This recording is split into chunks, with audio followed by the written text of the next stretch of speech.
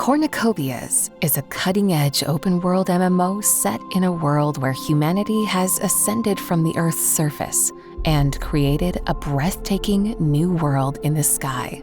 This fantastical realm is a system of floating islands carved from the land we once called home, now encased in radically advanced dome-shaped structures suspended high above the clouds. Each one is a futuristic marvel with its own unique environment, identity, and thriving communities. It is within these domes the epic journey begins. Here, players take control of their own personal avatar, which gives them the freedom to choose their destiny. Be immersed in vast landscapes, explore vibrant settlements, and engage in a myriad of activities such as crafting, commerce, combat, racing, and more. Welcome to a world where the sky is no longer the limit.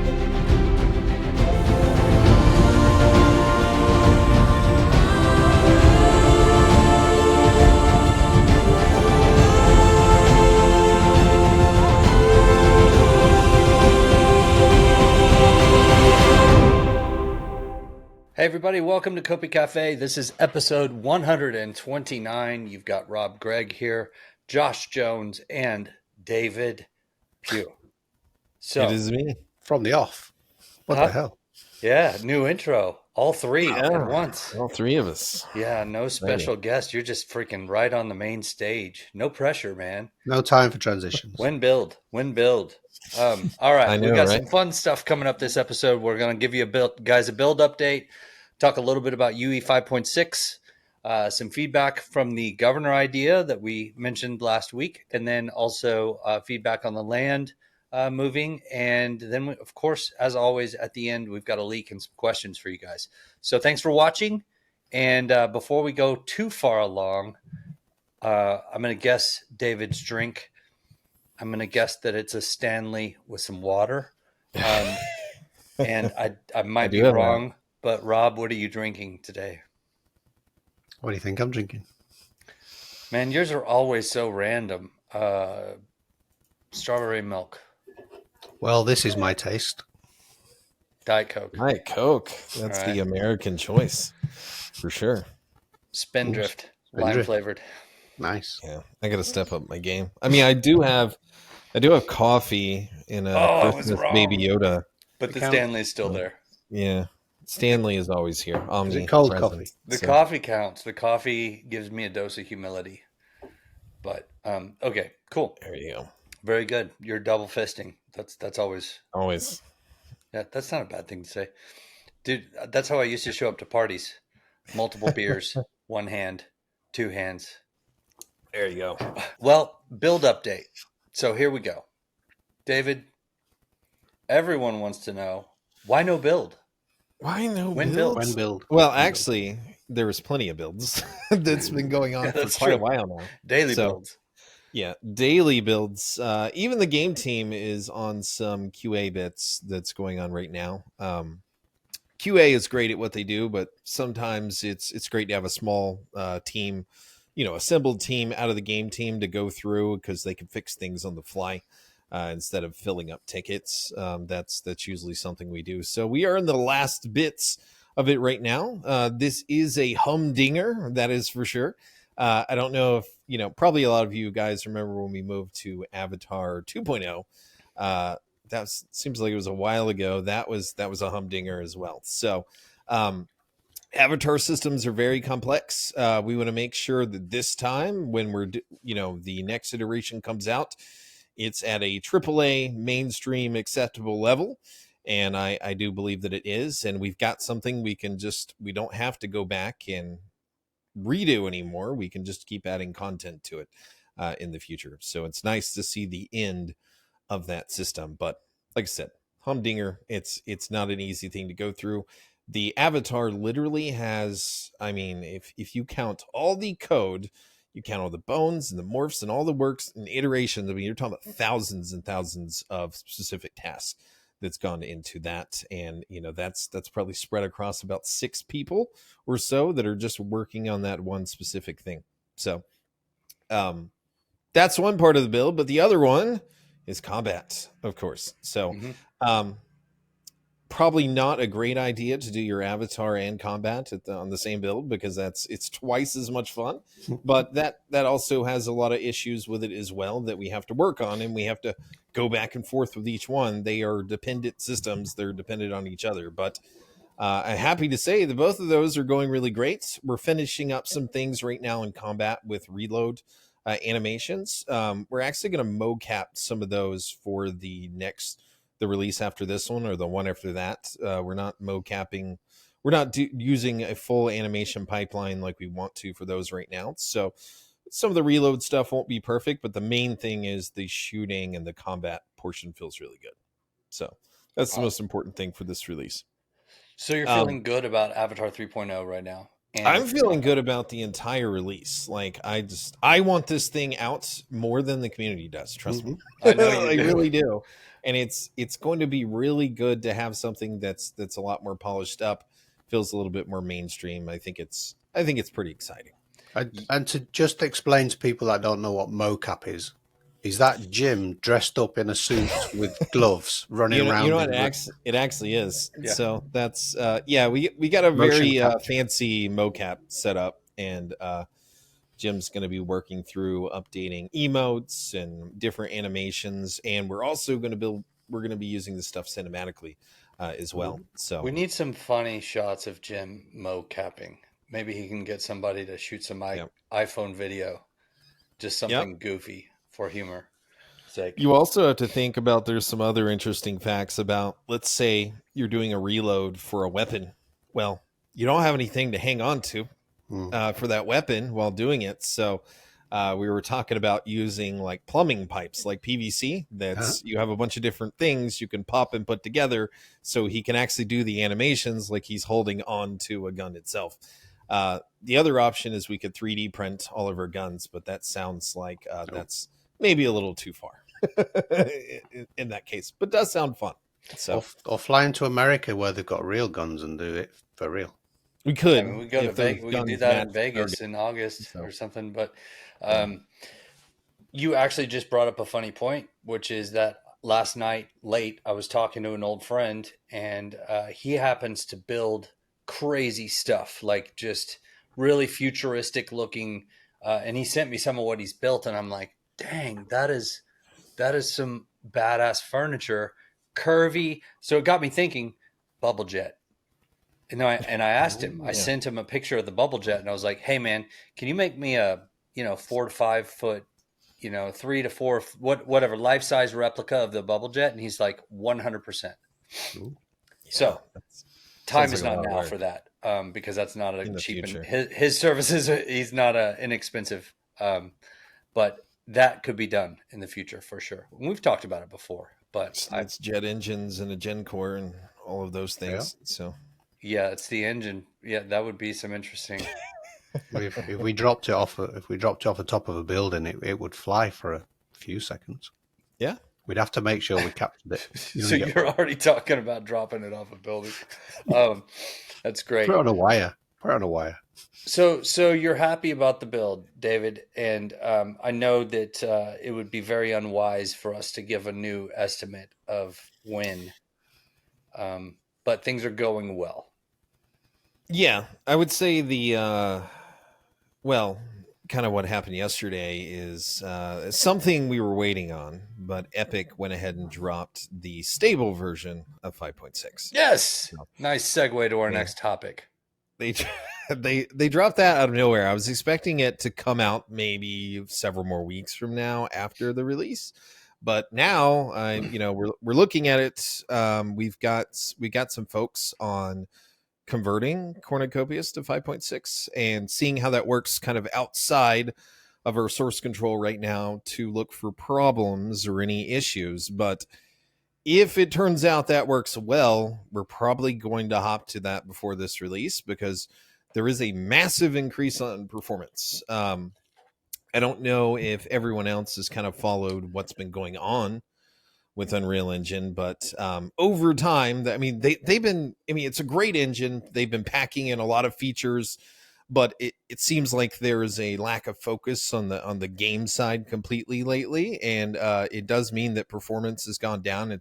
There's been some major bugs that showed up in stable releases, like the black texture bug that we even have in engine right now, where just textures randomly go black. And it's because of a deep engine public class issue, a mistake that Epic made. So there's a lot of things ramping up. There's a little bit public pressure on Epic to start focusing more on the basics of what you need for a game engine.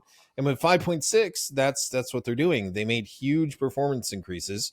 So we're looking forward to that. Where would we see you that? Want to say something? Where do you expect that to help the most? So, I expect it to help all across the board, but it's mostly in the GPU and rendering pipeline side of things. We have to do our own optimizations for CPU, but I mean, some of it is CPU related. Things can load much faster. Lumen is performing even better. Nanite rasterization is even quicker. So I've seen some reports, projects increasing like 20 to 30% in performance off of 5.6, which is absolutely massive. Yeah, because huge. We've been fighting the beast ever since 5.0 up to 5.5, because every release seems like we were having to fight harder to optimize because things kept getting a little worse.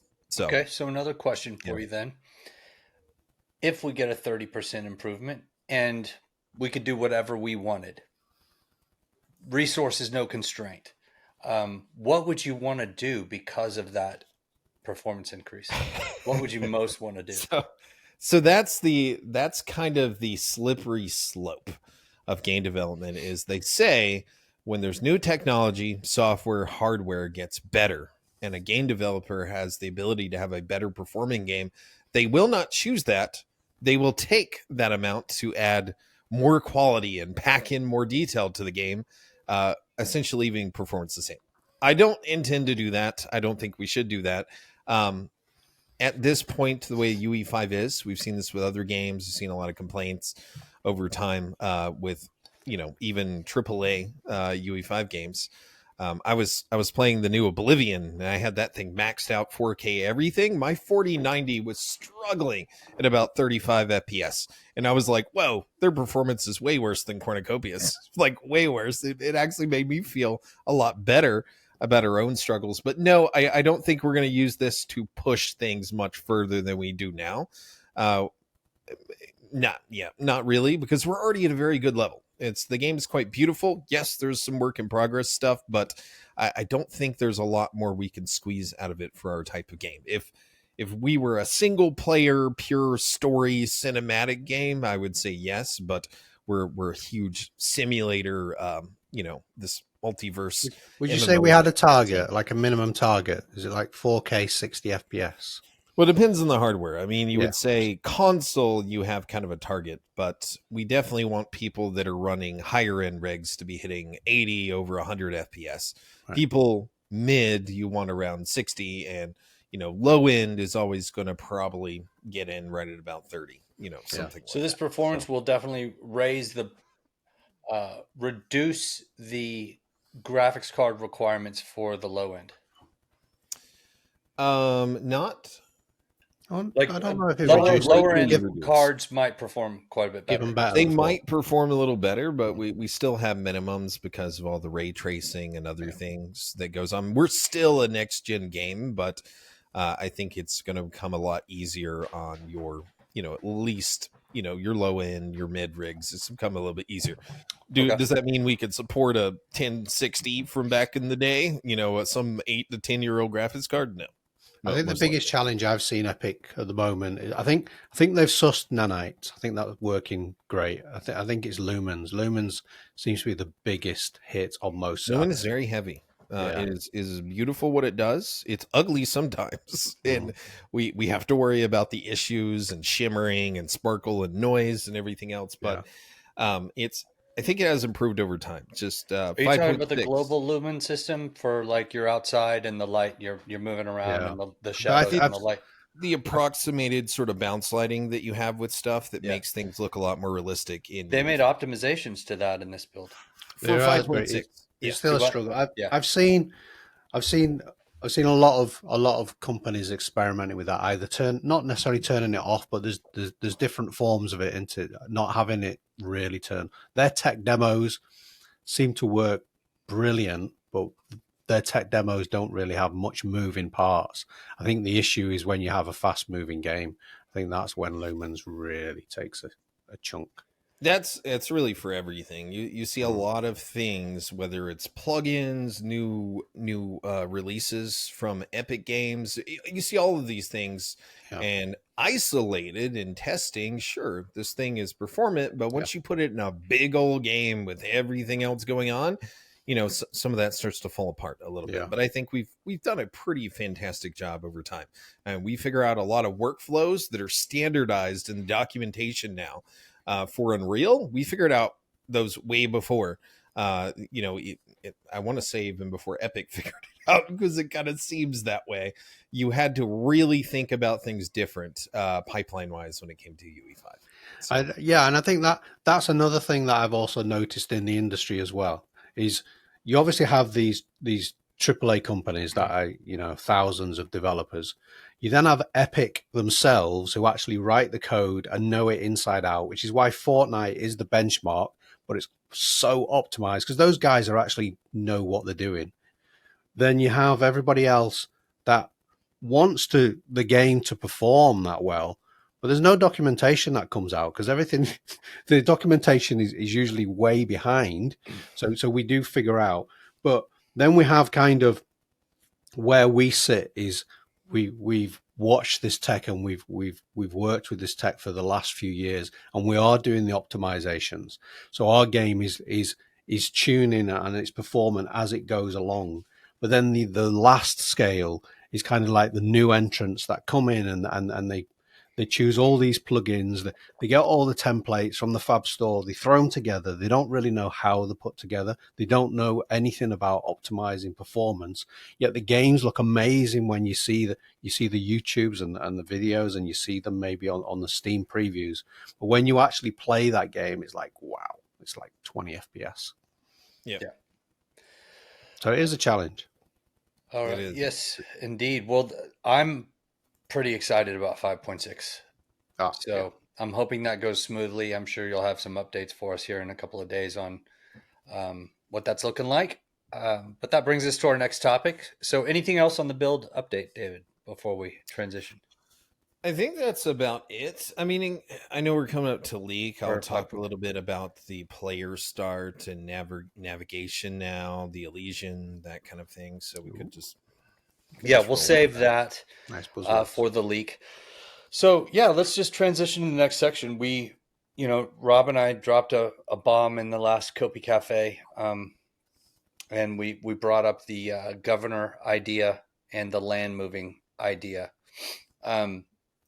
And I thought the feedback was great. And this is one of the, before we go into the rest of this is one of the huge advantages that we have by being a Web3 game that's involving the community from the very beginning. We get to get feedback and iterate with you guys and listen to your voice and your opinion and have a stronger collective intelligence than just our team, right? So we've got collective intelligence through that.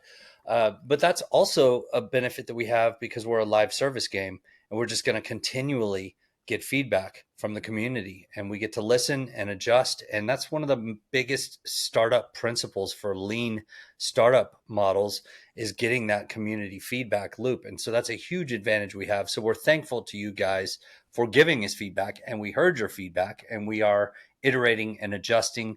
But there's not a lot of change that we need to make, to be honest. However, there's a few big ones that we're discussing making. That being said, on the governor idea, one of the biggest concerns was the power that a governor could have and how that might affect the gameplay of another player. And really, that's not a concern. So the way that we would be doing this, that would not be an issue. However, we're looking at the structure and how that would work to mitigate any further concerns there. And I think we've got some great solutions that we're talking about, but I can't announce what those are just yet because we're still iterating on it. But overall, I think it went incredibly positive. We like the idea of community collaboration towards building up a town and the beauty of a town and what it's got going for it and the metrics that we talked about, all of that good stuff. It adds a fun new element to the game without taking away somebody's gameplay or affecting somebody's gameplay in any significant way at all, even minorly. All right, Yeah, next one is, go ahead.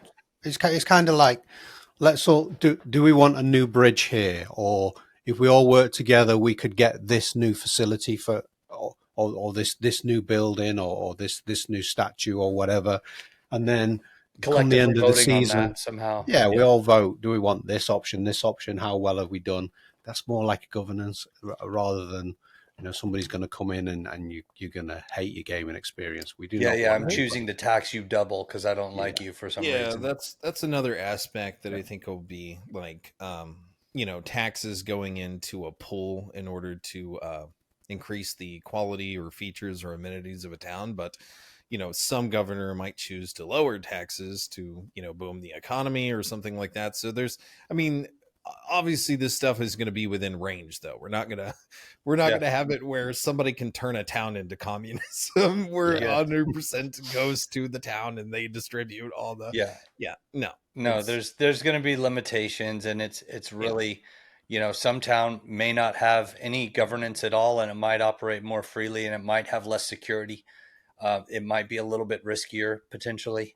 We're still talking about things like that and how that might increase variety of gameplay and make things fun. But nothing's set in stone just yet, as another reminder. I think we can move on to the land moving topic now. That one to me was kind of almost unanimous. People were really fired up about it. Now, there's more detail that needs to be provided. For the most part, everyone loved the idea, the flexibility of being able to move their land. However, there were some good concerns brought up, and I'm going to go ahead and ask one of the questions based upon those concerns. So let's see here. Braz of the Knights. Concerns about property. This is a long question. We can put it on the screen. Sure, we can put that on the screen. Concerns about property mobility impact on district stability and leaderboard integrity. I appreciate the flexibility and the anti-FOMO benefits this system provides, and I understand the need to prevent dead land in Web3 games. However, I'm deeply concerned about the implications for district leaderboards and the collaborative gameplay that seems central to Cornucopia's vision. Primary concern is how speculation-driven moves could destabilize district competition. Even players aren't necessarily top performers. Regular community members might abandon districts mid-season, chasing rumors of better locations, resource discoveries, etc.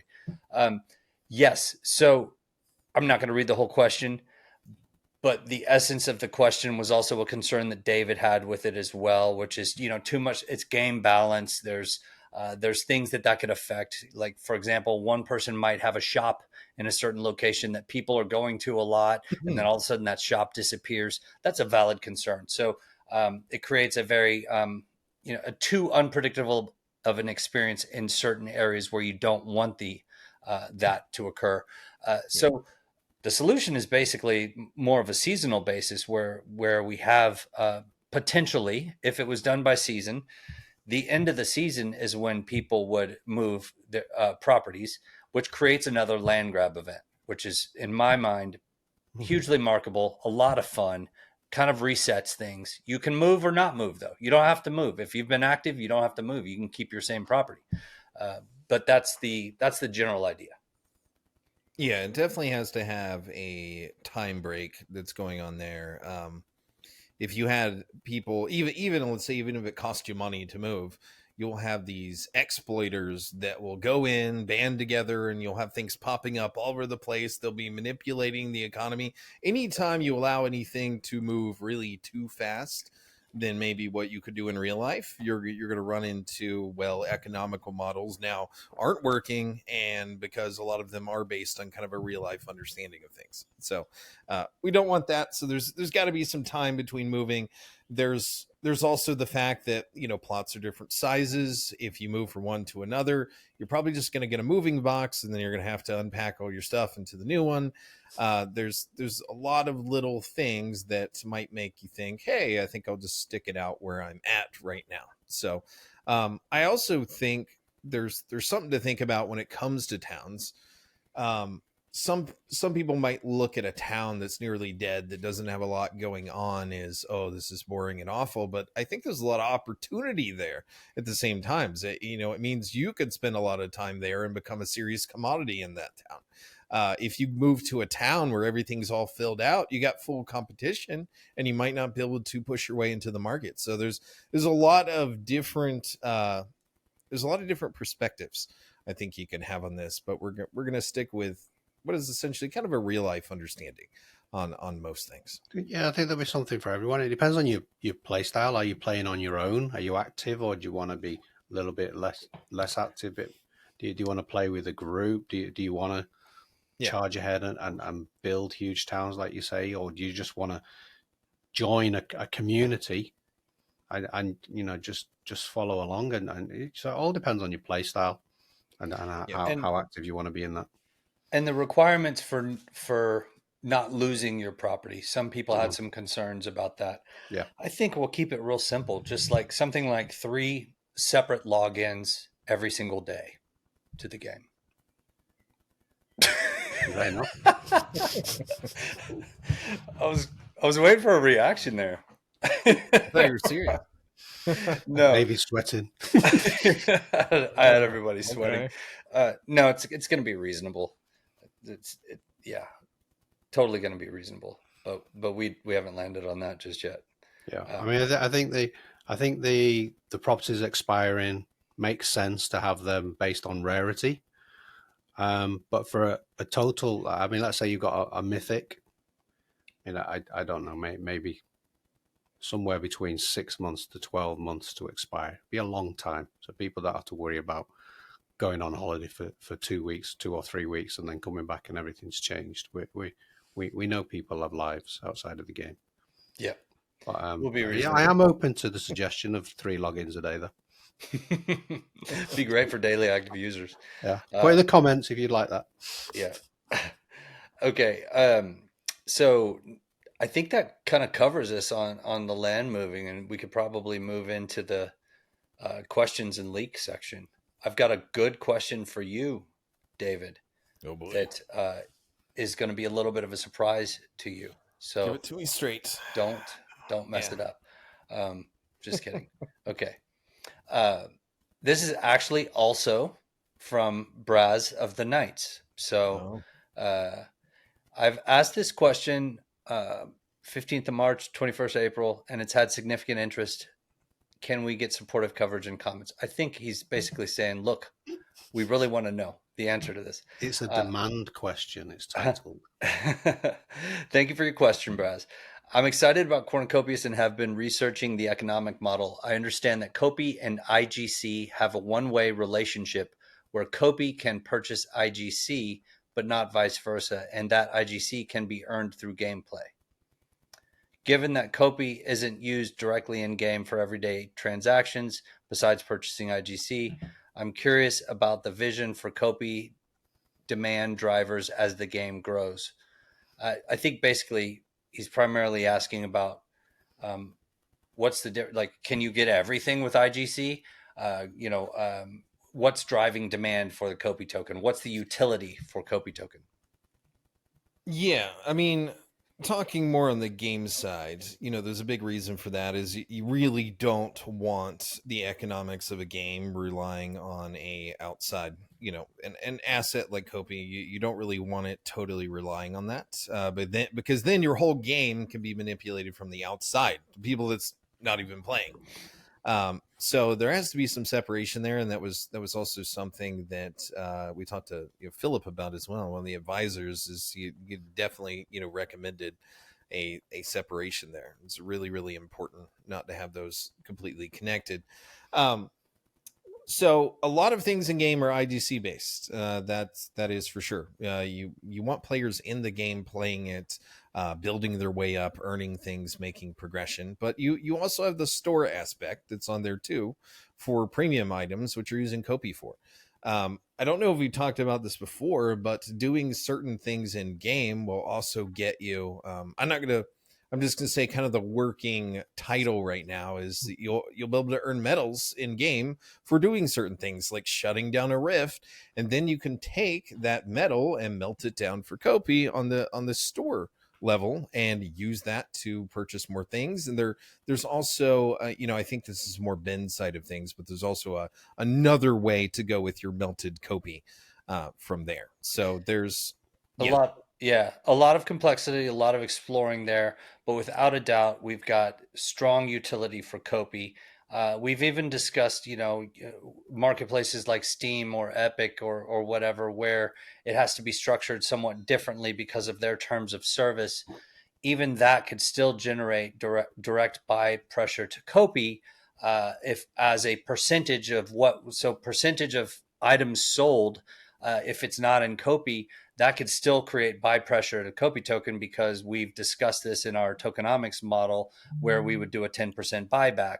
So that's something that is incredibly powerful to mention, because we've now got mainstream gamers, which Steam, I don't know, David, would you say that's 100x the Web3 gamers, 1000x? Like, there's an enormous industry of gamers and players on the mainstream side, and the Web3 side is quite a bit smaller. So we're talking about significant amount just from getting on a platform like Steam. So. And the tech is ready and working. Those people that have nodes will know that their nodes are generating Kopi rewards, which goes into an interface, and then they can take that Kopi and put it into their wallet. So all that extraction development has all happened, and then behind the scenes, part of that, what we've done is we've created all that tech is what we call a master ledger. So there's a master ledger behind there where all the Kopi rewards are sent. So it's fully audited.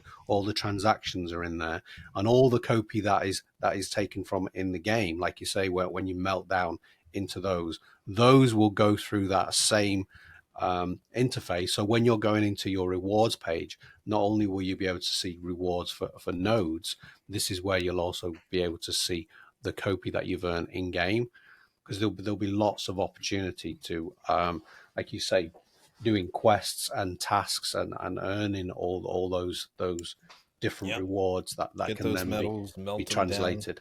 Yeah. Well, we've officially said a lot there. I'm gonna definitely have to have Ben review this and make sure before we publish. But I think we're generally in line. And the final thing I would say is David mentioned Philip Black.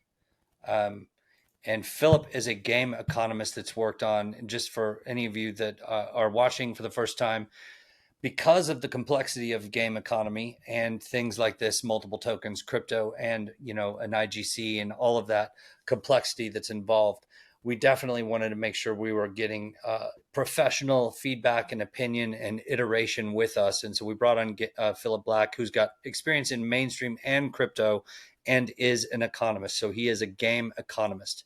And so his feedback has been invaluable along the way. And so it's really great that we can have him on board. Okay. He started in Web2. I mean, he was part of the team that built New World Economy. Yeah, and quite a few other mainstream games. Absolutely. Good point. Okay. That brings us to our leak. David, are you ready?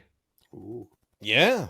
What do you want me to show? Oh, wait. No. It doesn't bring us to our leak. One final question for Rob. Sorry. For me? Yeah, I didn't want to leave you out, man. This is from Espresso Doppio. Sup. Hi, everyone. I saw a couple of questions about GeForce Now, but couldn't find an answer. Do we already, if GeForce Now will be supported, do we already know if GeForce Now will be supported, even if it's still some way to go? Oh, that's a good question. The longer this episode goes on, the longer it takes me to get to my traditional fish and chips and curry and sausage. Oh, that's sad. It's just been sitting there. Sat there. But anyway, yeah, GeForce Now, those that don't know, GeForce Now is a streaming service where you play basically a game through your web browser, and then that game is actually being played with a really decent graphics card, maybe a 4080, or if it's in a data center, the different ones, and then they're just streaming through the screenshots. So you're actually sat there. In the future you'll be able to. I mean, in fact, now you can get them on like Now TV and streaming services or Roku boxes, where you're just sat there with a controller playing a triple A game at 60 to 120 FPS on a machine that's like a potato machine that would no way be able to run these games. So those streaming services, those are actually now really popular. Some of them are like $20 a month. Within the Unreal Engine itself, they have something called pixel streaming. So that's how Fortnite is doing this. It's a little plugin that you put in, and it goes up to those servers. So it's definitely something that we are aware of. We've always said from day one, streaming services are coming out, and we will be on these in the future. And in fact, I think this is where home gaming will go. I think eventually consoles will, I don't think consoles will go, but I think they will turn into an absolute really thin client where all they're doing is just sending all these screenshots, and you don't even need to download the game. It's all done in real time. But I forget what the question is. We're not on GeForce at the moment. I think it's run by NVIDIA. Will it be supported in the future? Few of them. I think we will try and get on Steam. We'll try and get on Epic Games and the streaming services. So I think they're all inevitable. Timing wise, I don't know, but it makes absolute perfect sense to get as many people into our game as possible at the cheapest cost. And if it's $20 a controller and a TV, that's really actually achievable within the next few years. The way the games are at the moment. David, you have some experience with GeForce now. Yeah, actually, my stepson uses it, and it actually wasn't very good, I would say, like a year or two ago, but now you can pay like $20 a month. You're running on RTX 4080, you get 100 hours of gameplay a month. You can buy extra if you want to, but I mean, it's and he's good at Call of Duty, I'll tell you, like playing Warzone. He's like a sniper monster, and he's just kids are these days. It's just so quick, and even from an input lag standpoint, it's just like he does really well with it. It actually works really well. It looks great. You don't notice any compression on the screen or anything like that. Like full 4K ultra glory, and he's running a high frame rate, and it works fantastic. I definitely think cloud gaming is likely a huge part of the future. It's changing so much. I mean, I think was it like Google Stadia or Stravia? They were one of the early ones, and then we had like the Steam Decks. This technology is evolving. PlayStation does it. PlayStation Now, and it's a growing thing, and it's a viable technology. A few years ago, it was almost like dial-up internet for streaming games. It was really, really bad. And now that the services are getting more and more mature, we're basically all be able to stream through your home center. So I mean, I think for me, it's absolutely where gaming is going, and if that's where gaming is going, that's where we're going. Yep. True. Okay, great answer, guys. That brings us to our leak. Let's do it. Well, I didn't have a huge plan for today for leaks, but I do. You got a warning of about 2 minutes that you were joining COPICafe. So yeah. So I was like, hey, why don't we talk about? I know there was a social post where we had seen we put out like there was a globe where Earth looks a little bit different. There's some purple stuff on there. It's probably not blueberry flavored or anything like that, but we could talk about the Elysian and the problem of I am lost. So there's a bit of an issue going on in Cornucopias, and we are a very big world, and we are early access, but it's about time that we're not lost anymore. Anytime a player is like, I don't know where to go, I don't know what to do, what is the first thing they think of? Check the map. That's the first thing they do. Also, we've just been dropping people off into a world without much of an explanation. So there was something special for early access that's going to be in this build where you're going to start on a luxury ship called the Elysian, and the Elysian is essentially donated by a rich billionaire guy that's probably had enough of touring around that thing, and he wants to donate it to the cause for the early arrivals to the world, which is you guys out there. And you'll also get a special suit just for playing early access as well, the Elysian light armor suit. So that's something that's cool. And inside the ship, and I'm gonna do some sharing, but you won't see everything that's going to be in there right now. It's just kind of work in progress, but you could see the suit, part of the suit. You could see, we'll talk about the globe, but I'll go ahead and share my screen a little bit. Sounds good. Ooh, I wonder who this billionaire is. It's not Charles or Elon. It's not Elon. He'll have a different It's name. not Hoskinson. No. Oh, nice. Let me make sure I've got. That'll be Tim Sweeney. Is that the suit? Recording running. Oh yeah. So this is the Elysian suit, the light armor suit. Sorry, I don't have any hair right now. We're doing some. We're restructuring some logic on the hair stuff, so I'm just kind of stuck with the. At least you've got clothes. That's new. Yeah, at least she does have clothes. Looks great. Are you recording on your end as well, David? So we can... Yeah. Okay. Yeah. Recording, you might see a bit of a stutter. Again, I'm actually running this like it's multiplayer right now. I'm running as client, so don't worry, it's not going to perform this horribly. Sorry if some of the proportions on her are a little bit out of whack. We were working with some jiggle physics yesterday and trying to work some things out. Those things are off right now, but I'm sure somebody is going to have a remark about that. Anyway, we're inside the Elysian in sort of the spawn area right now. Again, very work in progress. There's going to be a lot more stuff. You can see the Elysian banner that's up over there and this projector set up. And you probably saw this on socials as well, is what is this globe doing here? What has happened to planet Earth? It doesn't look like things have gone very well. The purple stuff, like I said, not blueberry flavored, but it's actually more of a moving map of quantum activity that's all across the globe. Population of Earth, ecosystems, things are not going very well right now with what's happened in our story. We've talked a little bit about the calamity, but I'm not going to go in huge detail, but you start to get an idea of where that was over the Pacific Ocean here, and it ravaged the planet for decades, and it's still ongoing to some degree, although not as strong as it was. And you can kind of see the damage that it's done. The Pacific Ocean has become much deeper. A lot of the world's oceans have drained in that direction. The Atlantic has a large bulge there. There's some tectonic plate activity, and you have a lot of people that's actually migrating to the middle of the Atlantic area. So you can also see Cleto Valley and the location of Cornucopias. For those of you that don't know, those are in two different locations. They definitely are. Cleto, meaning warm, is kind of in the middle of the Bermuda Triangle and near the World Gate. So it's maybe there's some specific reasons for why it has to be in that area. And then you've got Cornucopias is much closer to the Atlantic Ridge, and that's where Solus and Esperanza and Fortune, the big city in the middle, and all of those things are. I don't want to just talk all the way through this. If you guys got any questions, please let me know. It's great. It looks amazing. Yeah, there they are. When you go in close, you can see Cleto Valley and Cornucopias highlighted. Yeah, you can see them there. But also, you see a couple screens around here. This, so the Elysian is kind of like, it's the place that everyone's going to start from now on, depending on the release and the game features. You might walk out of this thing in a later release and you're in Solus.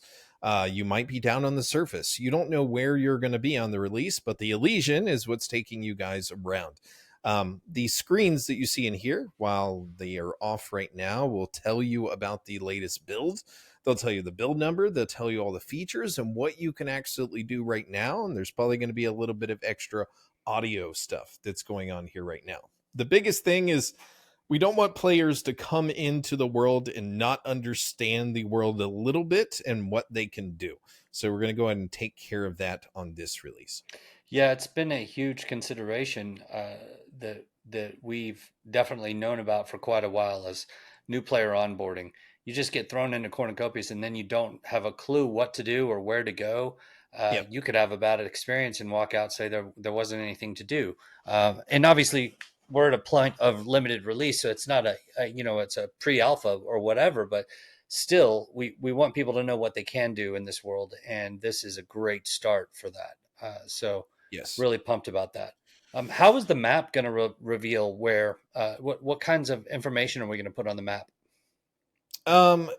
Some people had questions about what's kind of going around there. So you'll have some visualization that'll be updated of like satellites that are going around. So this is kind of the navigation system for the Elysian there, so they can see where they are. You'll know where you are currently.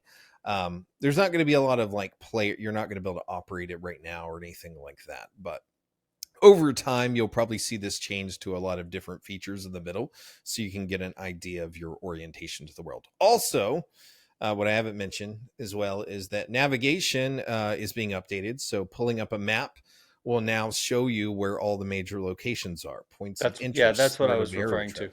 Yeah, that's when the players pull up a map, what information are they given? Yeah, so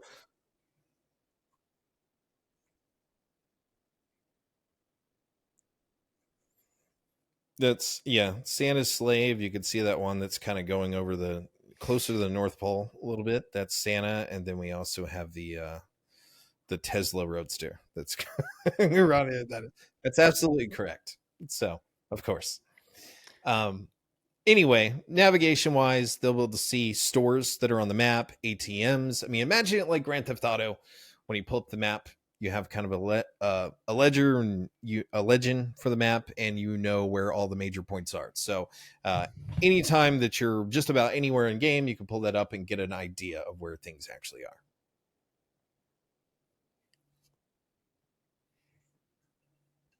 are. Mm-hmm.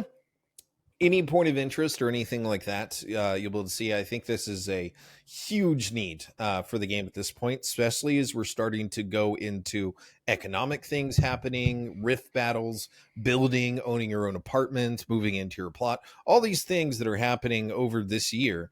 I think it's very important to have some proper navigation that's in there. Awesome. Quite true. Well, that was really sweet. I'm happy to see the Elysian.